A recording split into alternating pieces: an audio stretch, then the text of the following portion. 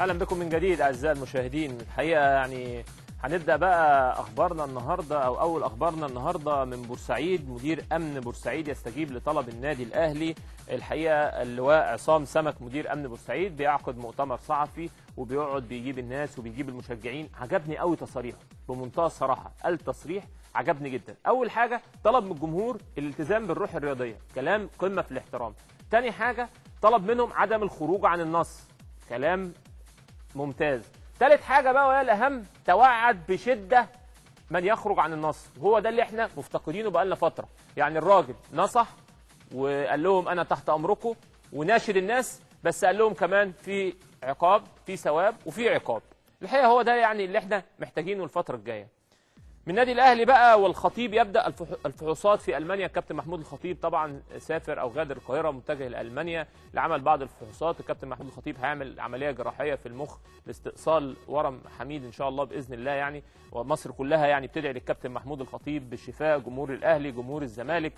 الكابتن محمود الخطيب يعني سيزال هو النجم الاول في مصر، او الحقيقه يعني زي ما بيقولوا كده السوبر ستار هو محمود الخطيب. كل الناس، كل شعب مصر بيحبه، محدش يقدر يتكلم اي حاجه على محمود الخطيب، وكل الناس تدعي له يا رب يا رب حبيبه ترجع لنا ان شاء الله باذن الله بالف سلامه. مكملين كمان من النادي الاهلي، وليد سليمان يغيب عن المصري. النادي الاهلي يعني بيعاني من عده غيابات. دومينيك دي سيلفيا عنده مشاكل وعنده العضله الخلفيه وهيغيب 3 ماتشات. وليد سليمان كان في كلام ان هو هيلحق ماتش المصري، ولكن مانيو جوزيه الان ان هو يدفع بيه. وائل جمعه تاكد شبه غيابه. الدكتور ايهاب علي بيقول ان الحقيقه وائل جمعه تاكد شبه غيابه، بس في احتمالات بكره يعني هيحاول الدكتور ايهاب علي ان يجهز وائل جمعه، لكن هو الراجل بياكد بيقول ان الثلاثه يعني شبه مش موجودين، او احتمالات وجود الكابتن وائل جمعه. هنروح للمنتخب بقى، ورمزي وبرادلي حبايب. الفترة اللي فاتت كله بيصطاد في الماء العكر زي ما بيقولوا، كله بيقول خلاف. الكابتن هاني رمزي عايز اللعيبة، برادلي عايز اللعيبة، ولكن الكابتن هاني رمزي بيأكد ان هو مفيش مشكلة، هو وبرادلي واحد، والأفضلية للمنتخب الأول مفيش مشكلة خالص. والكابتن هاني رمزي الحقيقة كمان بيؤكد بيقول ان كل الخلافات أزاحت، حتى مشكلة صلاح سليمان ومحمد أبو جبل خلاص خلصت المشكلة، والكابتن هاني رمزي هيضمهم. ونروح برضو بقى نتأكد، طالما هنتكلم على الجبلاية وهنتكلم على الكابتن هاني رمزي وهنتكلم على أعضاء مجلس إدارة الجبلاية، نعرف بقى الموضوع بالتفصيل من الكابتن حازم الهواري نائب رئيس اتحاد الكرة. مساء الخير يا كابتن حازم. ايه يا ابن سيف، ازيك؟ اخبار حضرتك ايه؟ كله تمام؟ الحمد لله والله، الحمد لله. قبل بقى ما اخش مع حضرتك في اي موضوع، دلوقتي سمعنا لك تصريح ان انت زهقت وقرفت وعايز تمشي. لا ما قلتش عرفت، انا قلت خلاص الواحد تعب.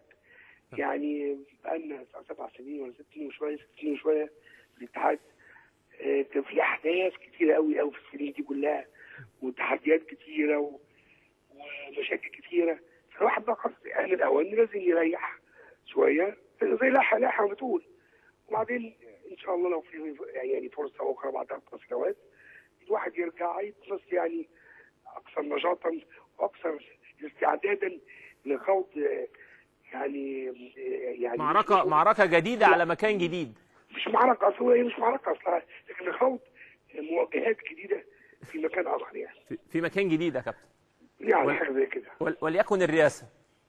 يعني السنه دي على الكلام ده صفر يعني. طبعا واحد طموح يعني موجود ومشروع، لكن ما فكرش فيه النهارده. احنا لسه خالص دورتنا اللي بعد 5 6 اشهر، ثم نقعد نتوقع 4 سنين ندي ناس اخرى فرصه ان هم يضيفوا الانجازات اللي عملناها ويزودوا حاجات زياده، ثم نشوف ان يقضي الله امرا زي ما بيقولوا يعني. كابتن حازم بمنتهى الصراحه كده، الفتره اللي فاتت الناس داخت مع اتحاد الكوره، الحقيقه ما بقيناش عارفين هي خلافات ولا كله صف واحد ولا تصفيه حسابات. كل شويه بنلاقي واحد بيقع او واحد بيمشي من اتحاد الكوره زي ما بيقولوا كده بيتساقطوا كاوراق الخريف. شفنا الكابتن ايهاب صالح، ثم الكابتن فتحي نصير، ثم حماده شادي، يعني ناس كتير جدا. هل الناس دي فعلا كانت غير كفء؟ هل صراعات داخل اتحاد الكوره بتؤدي يعني الى ان الناس دي بتقدم استقالتها؟ بص انا ما اقدرش طبعا، الناس اللي موجوده دي كل ناس محترمه وكل حاجه وفيهم كفاءه طبعا، كل واحد كفء في مكانه وكل واحد له تاريخ وله انجازات.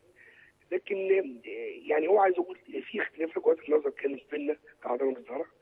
مش عايز اقول خناقات ولا ساعات كتير من وجهات النظر بين ناس مش قادره تتفاهم مع الناس وناس قادره تتعايش معهم. فالقصه طبعا زي ما كان وجهات النظر ما يزعلش، ومهم ما فيش حاجه يعني شخصيه خلاص. ولكن في الاخر طبعا الموضوع يعني تفاقم شويه في بعض الحالات، وكان لازم يحصل زي ما نقول انفصال، او يعني ناس ما تبقاش متواجده. وطبعا يعني بالطبيعه ان عضو مجلس الاداره هو اللي بيبقى موجود، لان الاخر بيبقى بيعمل في اتحاد الكوره. بس يا كابتن حازم تتفق معايا ان اي موظف محترم يجي في مكان، لو مدير اتحاد او مدير فني، المهم يكون كويس في شغلته، مش المهم ان هو يكون كويس ويقعد يعني يكون لطيف مع اعضاء مجلس الاداره ومريحهم وبيبسطهم. حضرتك تتفق معايا ولا تختلف كده؟ اتفق معاك تماما. بس ده مش اللي ماشي في اتحاد الكوره يا كابتن. يعني اتحاد الكوره اي خلاف دلوقتي مع عضو مجلس اداره الراجل بيمشيه، وممكن تكون ناس محترمه وشايفه شغلها يعني. ما انا بقول لك، ما انا قلت لك ايه؟ قلت لك انا متفق معاك في هذا المبدا، ولكن هناك اختلاف في وجهات النظر بين اعضاء المجلس. في ناس بتشوف الامر زي ما انت بتشوف، بتشوف عكس كده. هو يعني مش عايز اخش في مشاكل، او مش عايز اخش في كلام كتير. الموضوع ده كتر كلاما وبحثا من كل الفضائيات والاعلام. احنا النهارده اعتقد ان اتحاد الكوره اعتقد الامور اهدى من الفتره اللي فاتت، اهدى كثيرا من الفتره اللي فاتت. واتمنى ان يعني كل وقت يعدي الامور تهدى زياده عن الاول. زي ما قلت لك الموضوع فات 6 شهور يا جماعه، احنا مش فاضلين 4 سنين لسه بنبتدي من اول السكه.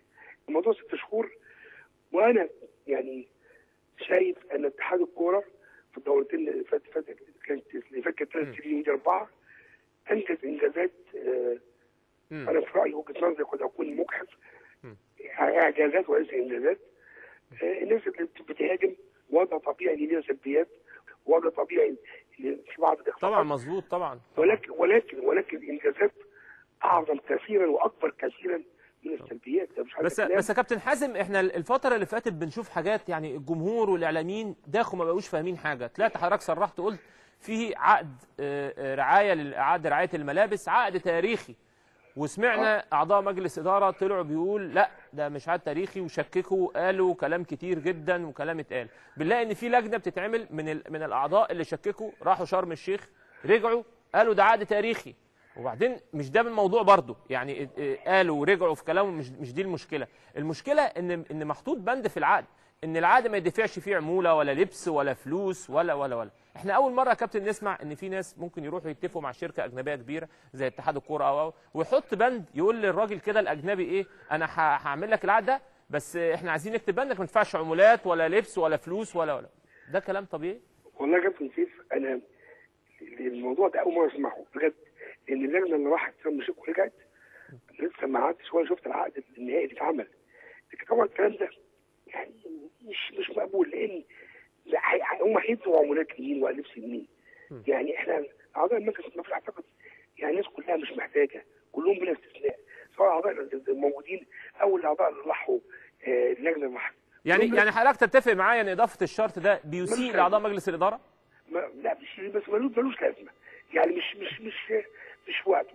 وبعدين انت بتقول ان هم كانوا بينتقدوا العقد، ده مش انا اللي بقول يا كابتن، ده هم اللي قالوا والله. لا انا فاهم، انا قصدي على لسانهم يعني مش عندي. ثم بعد كده رجعوا عشان العقد. انا شايف ان هم كان عندهم نقص معلومات في هذا الموضوع، ولما راحوا على الطبيعه وشافوا الكلام على الطبيعه يعني عرفوا ان ده شيء لن يتكرر في تاريخ الكره في مصر. والله عند حضرتك طبعا حق. كابتن اخيرا طمنا على الكابتن عزمي مجاهد، هل هو موجود مش موجود الفتره الجايه ولا ايه؟ ليه ما كانش عزمي موجود؟ هو حصل حاجه؟ ما احنا بيحصل الحاجه في الاتحاد في 5 دقائق، يعني ممكن بكره ما نلاقيش حد موجود. لا موجود. ما حصلش حاجه جديده مع كابتن عزمي، هو ماسك الاعلام زي ما كان. وعلى فكره عايز اقول لكم حاجه، كابتن عزمي كان يعني كان منتدب او قائم بالاعمال المدير التنفيذي، لكن هو اصلا ماسك الاعلام. فرجوعه للاعلام تاني ده مش يعني لا مش بتكلم على كده طبعا حضرتك، انا فاهم وبنكل كل احترام لكابتن عزمي. انا بتكلم ان حضرتك كابتن عزمي في مكانه الجديد الاعلام هيفضل موجود ولا في كلام دلوقتي ان هو يمشي؟ لا موجود يعني خلاص. ما اعتقدش بقى ان احنا في وقت ولا في وضع بقى يسمح ان كل شويه نمشي واحد ونقعد واحد. قصه يعني خلي بقى اللي جاي جديد، يعني كل الناس اللي جايه جديد ان شاء الله واللي انا عارفهم هم مين ان شاء الله هم اللي يمشوا الاهلي ان شاء الله. بالتوفيق يا كابتن حازم ان شاء الله، ويعدوا ال6 شهور دول على خير، وتعدي الامور الحقيقه على خير. نرجع تاني بقى لرمزي وبرادلي. الحقيقه يعني كلام كتير جدا الكابتن هاني رمزي، خلافات مع برادلي. لا، كابتن هاني رمزي بيقفل الباب ده وبيقول مفيش مشكله، كل اللعيبه تحت امر المنتخب، مفيش مشكله خالص. برضه هنأكد الكلام ده ونطلع الحقيقه تقرير مع الكابتن هاني رمزي ونرجع تاني الملاعب اليوم.